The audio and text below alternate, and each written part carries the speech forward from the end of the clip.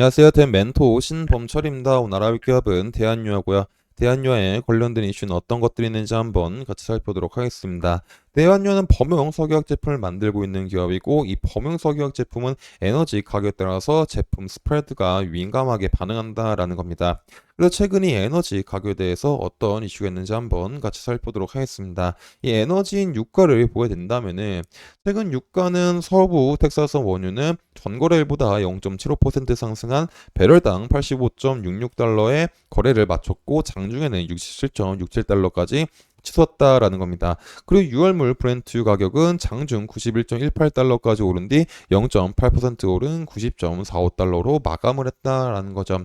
최근 미국 원유에 대한 재고가 증가하고 있는 상황 속에서도 지속적으로 유가가 상승하고 있는 이유는 중동의 지정학적 리스크가 굉장히 크다라고 보시면 될 것 같습니다. 그리고 또 최근에는 이란의 공격으로 인해서 유가 상승에 대한 트리거도 제공해주고 있다라는 거죠. 결국 이 지정학적 리스크가 계속이 된다고 하면은 전 세계 천연가스 3분의 1과 석유 6분의 1이 지나는 중동 산유국의 수출 통로인 호르무즈 해협이 봉쇄가 되게 된다면 유가가 더 지금보다 오를 수가 있는 상황이 마련이 될 수가 있다라는 겁니다. 그래서 이런 지정학적 리스크가 장기화돼 가지고 호르무즈 해협이 봉쇄가 되게 된다면은 유가가 배럴당 120에서 130달러까지도 치솟을 수 있는 전망도 나오고 있는 상황이다라는 겁니다.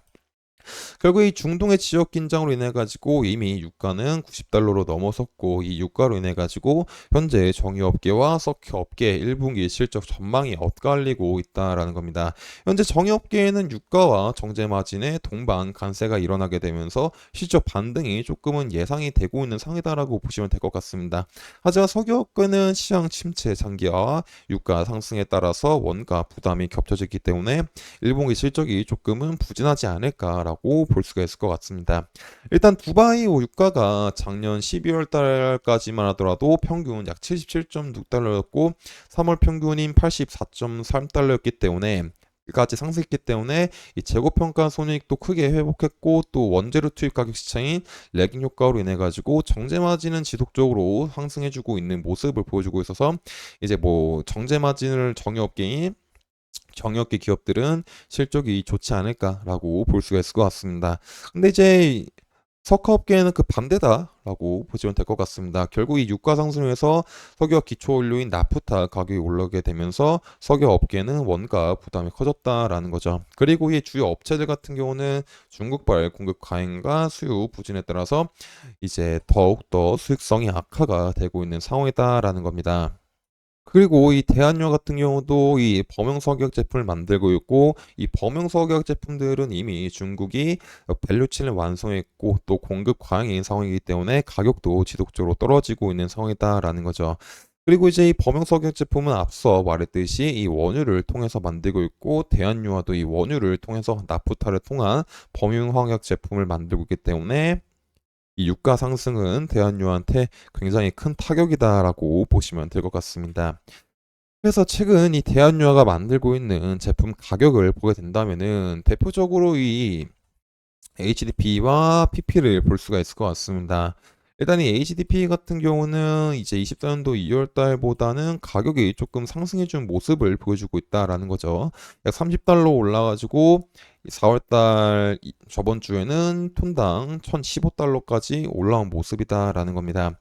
근데 폴리프로필렌 같은 경우는 이제 여자 폴리프로필렌 같은 경우도 이제 가격이 조금 전년도 대비보단 오르긴 했지만은 여전히 이제 큰 폭으로 상승한 모습은 보여주고 있지 않다라는 거죠.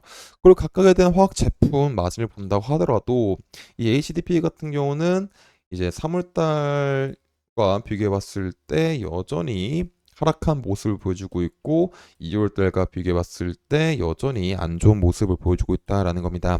앞서 이제 HDB 같은 경우는 24년도 2월도보다 화학 제품 가격이 상승한 부분이 있긴 하지만은 결국 이 유가 상승을 인해 가지고 제품 마진폭이 크지 않아서 제품 스프레드는 하락을 했다라고 보시면 될 것 같습니다. 그리고 폴리프로필렌에 대한 것들도 보게 된다면은 이제 2월 달보다는 살짝 증가한 모습을 보여주고 있지만 제품 가격 같은 경우는 제품 마진을 봤었을 때는 24년도 2월 달보다 약 $20 정도 줄어든 모습을 보여주고 있다라는 거죠. 여기 폴리프로필렌에 대한 제품 가격은 상승했지만은 제품 마진이 줄어든 이유는 결국에 유가 상승으로 인해 가지고 제품 원재료에 대한 부담이 커졌기 때문에 가격이 하락했다라고 보시면 될 것 같습니다. 그래서 이 대한유화 같은 경우는 HDP와 폴리프로필렌에 대한 제품 마진도 하락을 하고 있는 상황이기 때문에 거기다가 하락을 하고 있는 상황이고 중국의 공급 과잉으로 인해 가지고 이 범용 석유화학 제품으로서는 큰 매출을 기대하기 힘든 상황이다라고 보면 될 것 같습니다. 그래서 이제 대한유화 같은 경우는 앞으로 이 상황을 어떻게 이겨낼지 지속적으로 살펴야 될 것 같습니다. 그래서 이런 부분들도 제가 지속적으로 살펴봐서 여러분들한테 알려드릴 예정이다 보니까 대한유화에 관심 있으신 분들은 제 영상을 시청해주시면 감사하겠습니다. 일단 대한유화에 대한 차트도 한번 같이 살펴보도록 하겠습니다. 이제 대한유화 같은 경우는 저점이 10만 8천 원에서 반등이 와줬고 다시 이 부분에서 하락이 오게 되면서 다시 반등이 와줬지만은 깔끔하게 돌파를 해주고 있는 모습은 아니다라는 거죠. 그리고 현재 가격 같은 경우는 이 고점과 저점의 절반 수준 가격에 위치하고 있다라는 겁니다. 현재 그리고 이 절반 수준의 가격은 굉장히 이제 강한 매물대가 있는 부분이다 보니까는 이 부분을 쉽게 돌파하지 못하고 있다라고 보시면 될 것 같습니다. 그래서 지금 당장 같은 경우는 여기서 상승이 다시 한번 온다고 하더라도 이런 윗부분에서는 어느 정도 본전 심리에 해당하는 매도 물량이 나오게 되면서 눌림이 나올 수도 있는 가능성을 생각해 봐야 된다라는 겁니다. 그래서 이제 만약에 이 부분을 돌파하지 못하고 눌림이 나온다라고 했었을 때는 이런 부분에서 잘 지지가 일어날지 확인해 보고 이런 라인에서 잘 지지가 일어난 다음에 추가적인 바닥을 만들어 주면서 상승할지 말지를 지켜봐야 될 것 같습니다. 하지만 반대로 이 가격 부분에서 눌리고 이 라인까지 왔었을 때 이 라인을 이탈하게 된 다음에 이 라인을 최종적으로 이탈하게 된다면 어느 정도 하락에 대한 리스크 대비는 필요할 것 같습니다. 하지만 이 라인을 잘 지켜주면서 바닥을 만들어주고 이 부분을 깔끔하게 돌파한 다음에 잘 지켜주는 흐름이 나오게 된다면 추가적인 반등 정도는 생각해 볼 수 있지 않을까 싶습니다. 하지만 추가적인 반등이 나온다고 하더라도 마찬가지로 이런 윗부분에는 매물대가 또 강하기 때문에 이 부분에서는 또 어느 정도 본전 심리에 대한 매도 물량이 나오게 되면서 가격이 눌릴 수가 있다라는 시나리오도 가능성도 생각을 해봐야 될 것 같습니다. 그래서 대한유화 같은 경우는 어떤 급상승에 대한 시나리오보다는 중간중간에 반등 시나리오를 생각하게 되면서 접근해야 되지 않을까 싶습니다. 그래서 이런 부분들도 제가 지속적으로 확인해서 여러분들한테 알려드리다 보니까 대한유화에 관심 있으신 분들은 제 영상을 시청해주시면 감사하겠습니다. 이상 대한 멘토 신범철이었습니다.